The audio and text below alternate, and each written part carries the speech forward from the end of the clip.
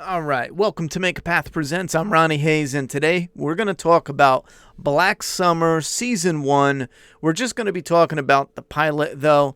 I don't really think we need a whole long video discussing the whole season. I did that with Season 1, and to just kind of recap, the title says, The Zombies Have More Character Development.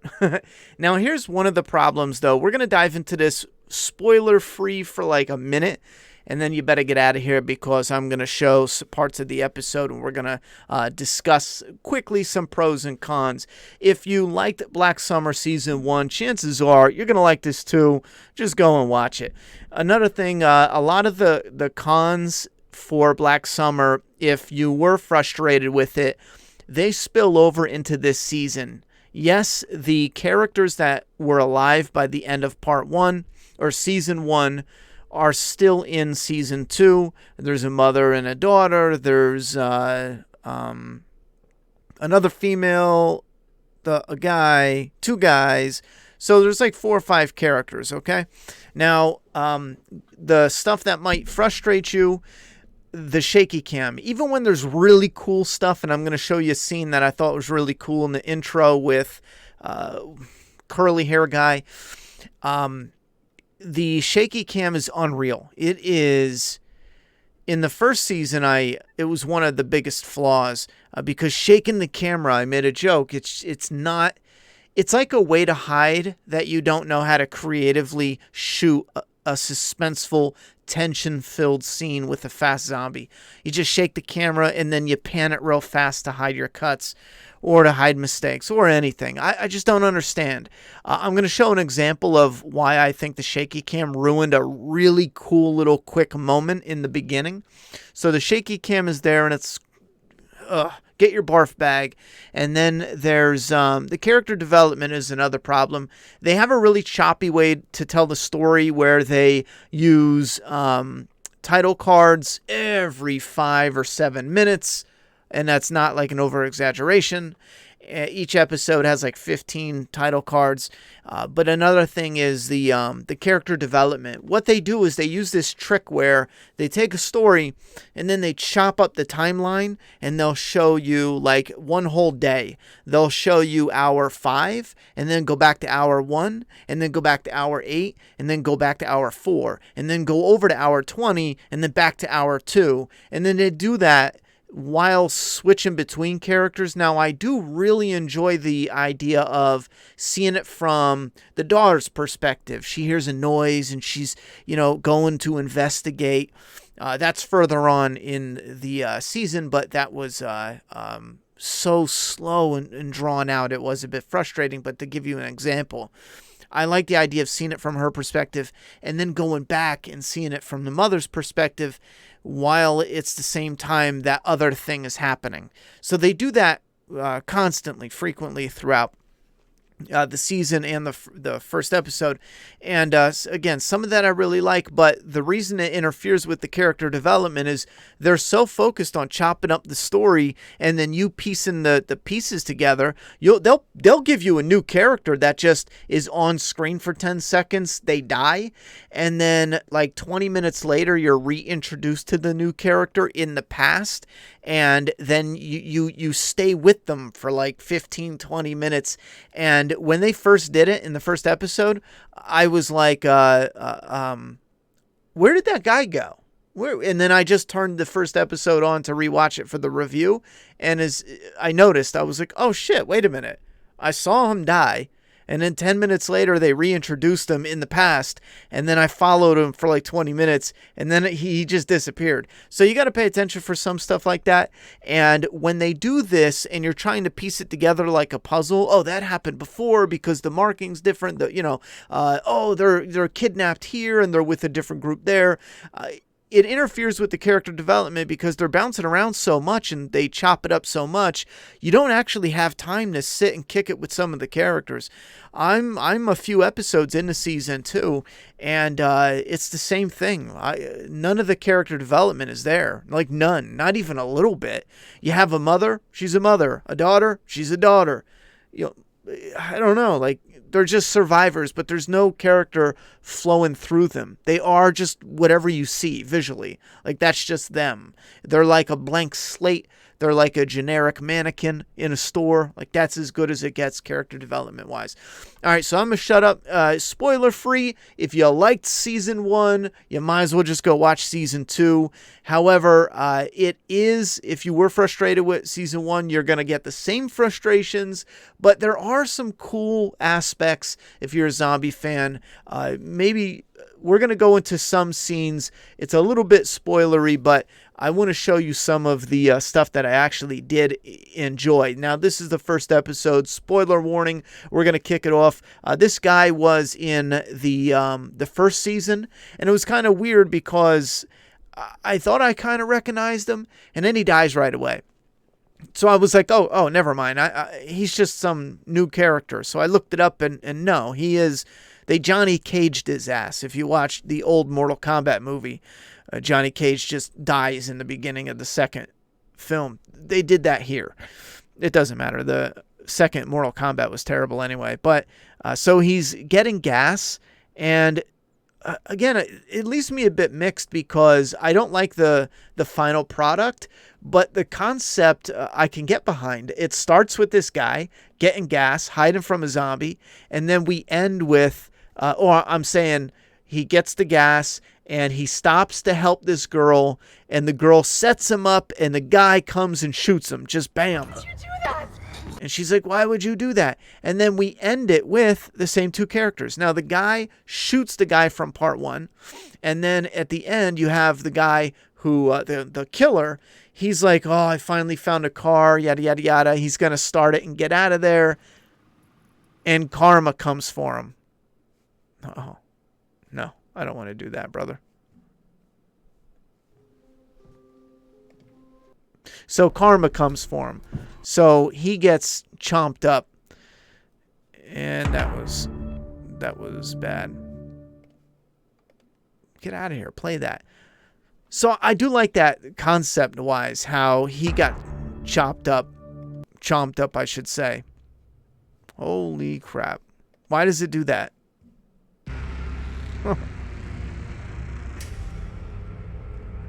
There we go. You got to click watch credits. That is crazy dumb. So this is how they start it with these two guys. You know, the one guy kills the other guy, and he gets set up. And here comes karma running for him. I just wasted like a minute just to show this karma scene where the it's like coming full circle, which is overused in Hollywood. If you pay attention to it, almost every show you watch, every movie you watch, coming full circle is it's so overused. I love it though. Gives you lemons, chest. Now I don't even recognize. I watched a few episodes after this. I don't even recognize these two guys after this point. Now one is a zombie, but they don't like show him dead. They don't need to. But this guy here, we're with him for a good chunk. I mean, hell, he has this fight scene after a really dumb scene. I hate when they do small, stupid stuff that takes you out of the moment, and it sucks because it's so small, but it's kind of like a big thing because it stops you immediately when you're enjoying the movie. Like, for example, he shoots this guy and gets blood all over the windshield. So they drive away, and he wants to wipe the blood off on the windshield. Now, it'll smear when he wipes it, but I don't know if they messed up because when he goes to wipe it, it doesn't wipe off. It actually just, he puts like scratches in it. Like it's dried prop blood. You'll see, watch. Look, he goes, I can't see shit. He goes to wipe it off, and you see this one little scratch here. Look at that. A little scratch formed. I think another scratch forms. So he's trying to wipe it off. Yeah, a couple little scratches. Now, maybe that's the actor going like, okay, I can't wipe it all off, but just wipe it off and still have it blurry and have them crashing. And they do look like really stupid survivors. They go through all that trouble to steal a car and they crash in 10 seconds. I kind of wish there was some other way to make that work so they didn't look so terrible. But it doesn't matter because they crash. And then here's where the shaky cam ruins something. And I know some people are going to lie and say they saw it. But how many missed the girl getting the guy killed. Now they run away, and they got this crazy shaky cam. And when they do the fast whips, that's probably when they're hiding the cuts, almost definitely. And that's how they do the one takes where something like Daredevil hid the cuts, and they did it so organically, you couldn't even tell where they were hiding the cuts a lot of the times. But here, every time they go, whoosh, yeah, they probably hit a cut. Anyway, so they're running away. The shaky cam's so nuts, I'm going to let it play, but watch for it. Now, when you first saw this, I guarantee half of you missed it. I know most of you who loved it are going to claim you never missed it, but I bet a lot of you did. Watch. So she shoves his ass, right? Now, if they just chilled a little with the shaky cam, it probably would have had a cleaner, nice, because I remember watching it thinking, did she shove him? Or did he just fall? That looked kind of weird. And I replayed it, and I was like, oh, she shoved him. I dig that, because the guy shot him, and she was like, oh, you didn't have to do that. What are you, an asshole? And now she's like, well, fuck it, I'm going to get rid of you to save my own ass. Now, here's where we get into some zombie action that I talked about in The Walking Dead, where we needed to stay with the zombie, stay with the human character, and don't do so many of these off cuts where keep us through the grass, through the yard, through the driveway, into a house, through a window, upstairs, out another window, onto the roof, back down to the ground. Follow them and keep that tight immersion. They do that here. I dig it. I dig it. I dig it. I dig it a lot, right? And they do that a number of times, and it's really good. Now, you got the shaky cam, though, where it's kind of like you got the sweet, but then you got the stank with it. So it's kind of a shame they didn't just tame it back with that shaky cam. Anyhow, so they go through a brawl, kind of, sort of, with kind of like a one shot or a one edit. Where they're hiding, it has edits, but you can see where they're hiding their edits, but they did a decent job. So this guy, I don't want to keep going on and on about the intro here, but he essentially crashes again, and then we skip over to the snow. And this is where it gets confusing, because you see these little blips of moments where this guy's just running from a zombie. Now, later on, you're going to realize that they were friends, and I don't recognize him from anything, and that's another thing. I'm trying to, wait to recognize him from something because it's so chopped up. But they're just friends, and they're just there to showcase, I don't know, that the mother does not take any chances, and she kills anyone that she thinks is a threat. It doesn't, she's got no remorse for, you might be a threat, you're dead. So we have this scene where they showcase that. And there's not much to it. You can pull some character development from that, but I wish they kind of kicked it with the characters a little. So we go right from that to just randomly, and here's how crazy, when they chop up the storytelling, here's how crazy it gets. Out of nowhere, we go to this snowy forest with a battle, right? Just an all-out battle. Everyone's shooting everyone. There's two different groups fighting here, and we have no idea what's going on. Just gunplay. We don't know who's with who. It's just a bunch of survivors running around shooting at each other, and if they're not shooting each other, chances are they're probably with each other. Look, she didn't kill him, so she's probably with him. It goes nuts, and everyone's getting clapped. This guy, he gets mortally wounded, and they have a scene where they're like, we're not like the guys who kidnapped you. We'll give you water, although they don't give him water. I hate when they do this with characters. Just give the guy water, get the information you want, and try not to make your characters look dumb. Anyway, so they go back, I'll give you this water. Just tell me where the house is. It's like... And then they just give them the water anyway. Again, it's little things that make your characters look just really dumb. So anyhow, they go through all this, and the guy dies, and he just attacks. Now, keep in mind, the prisoner, the bearded prisoner, just died. In a battle, we have no idea. We just got introduced to this battle. He dies, and this is how they edit it. He's biting at the camera, cut to black. Guess what happens next? They just showed us a battle and introduced us fresh. We don't know any of these people, right? Now it's going to open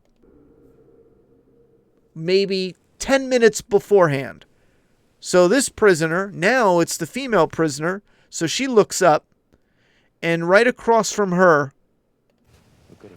is the guy that they just showed dead. And I'm looking at him and I'm like, how many people are wearing yellow, greenish coats? What, is this his twin? Do they dress like twins? What is going on here? Because the guy's clearly alive. He speaks a little. He wants some water. Yeah, he's definitely alive. And I'm like, what the fuck are they doing? Because this is a little bit early on. And I haven't watched season 1 in a while. I forgot how they play around with the edits. So again, they introduce us into a battle. Then the prisoner dies. They cut it. Then they open it to 10 minutes before the battle. So they took a scene. They chopped it in half. They put the beginning at the end and the end at the beginning. And that's it. And it all plays out here because the prisoner is a prisoner. And he's saying, look at this guy. Look, he's alive. Oh, he didn't get shot yet. He's not dead yet. He wants water. They're interrogating him. And the girl starts scanning over, and we see this group coming up. So instead of just starting the fucking scene with the prisoner, the girl prisoner looking at the guy prisoner, they get interrogated, and the girl scans, and she sees another group sneaking up, and then they attack. It's like they said, yo, there's not enough like oomph here. Let's cut this scene in half, mix it up some, and it'll keep people like on. I just think it's wholly stupid. I think it's cheap tricks with editing to try to get you to keep thinking like, oh, well, wait, what's going on? Oh, this is new information, new stuff. And then you go, oh, wait, that was the dead guy. Now he's alive. Oh, wait, this was before the fight. I don't know. Some of you are probably going to be like, again, Ronnie, you're too hard on the show. It's great. I love it. I love when you take something and you chop it up and mix up the pieces. And then the whole episode, you're just trying to figure out what fucking time of day it is, or what would be a better analogy?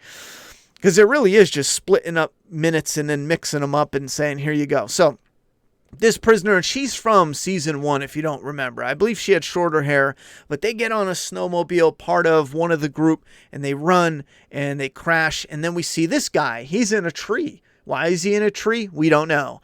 But we're going to find out in 20 minutes why he got in the tree. And then he goes to this house, and it's all a mystery of somebody puts a gun in his face, and we don't know what's going on. And then they cut it, and now we find out who it is. It's this girl. She's the mom. This is the mother from part 1. She's been the sniper that shot a couple people.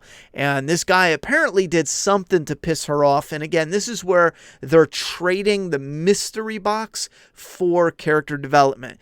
Normally, this is where we would get some character development. However, if you pay attention, if you actually deconstruct what's going on, and this is my biggest complaint, I think character development sucks us in, and it keeps us glued to the characters and emotionally attached to the characters. But what they got instead is this mystery box editing style crap that they have going on. Now, instead of getting the character development, instead of that, in its place is the mystery of how did he piss her off? And why are the roles why is she so adamant about him getting killed? Why is he so emotional about these people that are dead?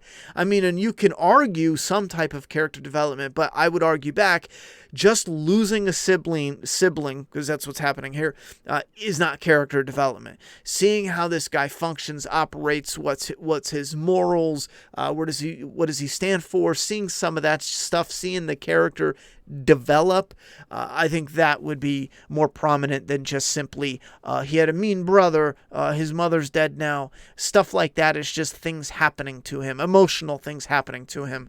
It doesn't do dick off at a character. So again, the mother, just simply a mother. That's pretty much all we show, because the whole time it's a mystery box and not character development.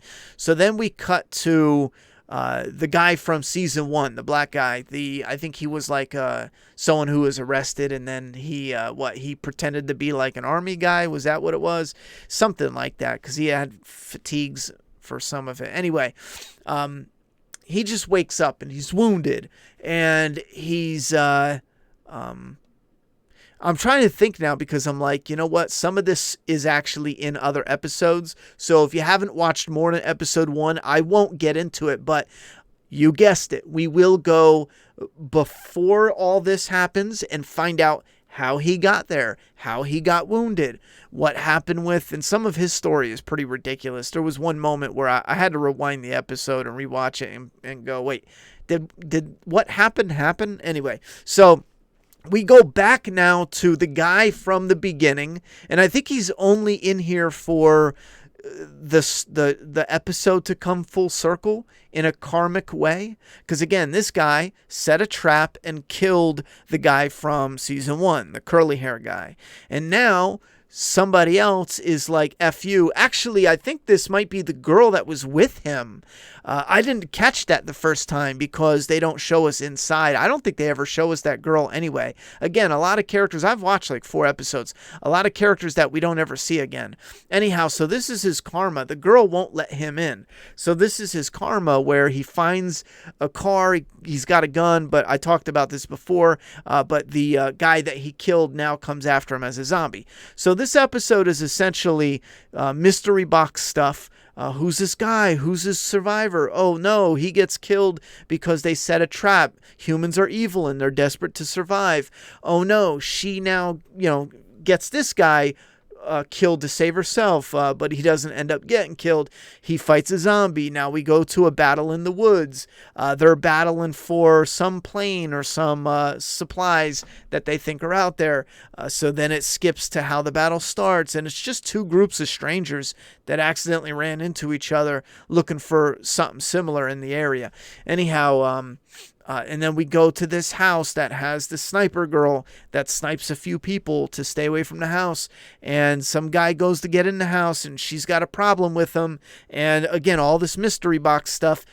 Black dude from season 1 wakes up. What's going on? He walks away, and then we have the karma guy and he dies. That is it. That's the pilot episode. There it is in a nutshell. And I think for a pilot episode, some of the mystery box elements had me intrigued with some of the editing, but I think because it's not balanced well with the tricky editing, which can work if you balance it with certain aspects, lighten up on the mystery box, sprinkle in character development, and I'll tell you why their character development isn't in here. Because it's hard to write. Go and write it. Sit down and actually, a lot of people, a lot of fans, I sometimes do it. I'll even admit I get too critical sometimes, but you got it when you watch something and you're like, yeah, that was lame. You can't fake it. You got to be like, look. But even though I'll criticize like, oh, this character wasn't fleshed out enough, whoop-de-whoop, I'll still admit it's not easy. So I give them credit when they do, give it a shot and try to flesh out characters. That's why we have a lot more, I feel, a lot more mystery and gimmicky stuff to this, because writing and fleshing out characters that you grow to care about, characters that you grow attached to, it's not easy, all right? And it's missing from this entire pilot. There's not an ounce, not a lick of character development in the entire pilot. It's just survivors surviving. The mother is a mother. The daughter is a daughter. This guy, the son is a son.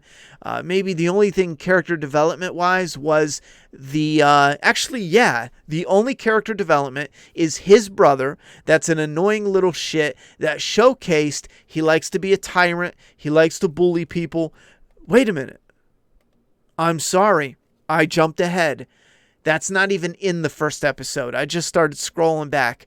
It's actually in like episode 3. You'll get to it if you keep watching, but in the first episode, there's not a lick at all.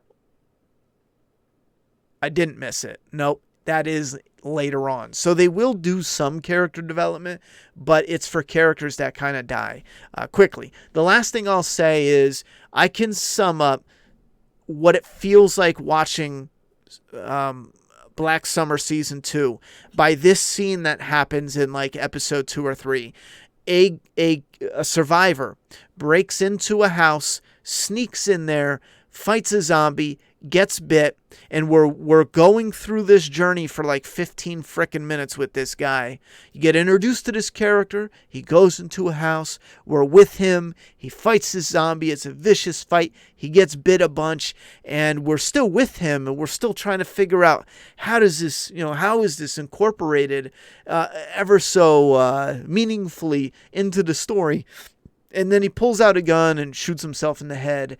They cut to a whole new group, whole new set of people in the same area or location. And it's you scratch your head thinking, why did I just spend 20 minutes with this guy just to break into a house, get bit, and then blow his brains out? That is Black Summer Season 2. Again, I'm summing up a few episodes that I saw, but this main review is directed strictly at the pilot. If you guys like this, I could possibly pop on, I don't have to make them as long, but I could pop on episode 2 or 3 or 4, and maybe we can just do a 10-minute rundown of thoughts and opinions, but it all depends on you guys. If you like it, let me know. Put the thoughts and opinions down in the comment box, and let me know what you think about Black Summer. Have you watched Season 2, the pilot? Did you like Season 2? How do you think it compares to the pilot? I'm sorry, did you like Season 1 coming into Season 2, and how do you like the pilot and everything else going on? I got to get rolling, but again, let me know down below if you want some sort of continuation, because I think it is only like eight episodes, so we could do like maybe another video or two depending, to kind of wrap it up. Like I watched episode 2 to 3, here's my thoughts. I watched 4 to 8, here's my thoughts, and then we'll finish it up. But it all depends. If you guys are like, it's not that interesting, then we don't have to go down that road any farther. All right, guys, thoughts and opinions down below. I'm done talking. It's your turn.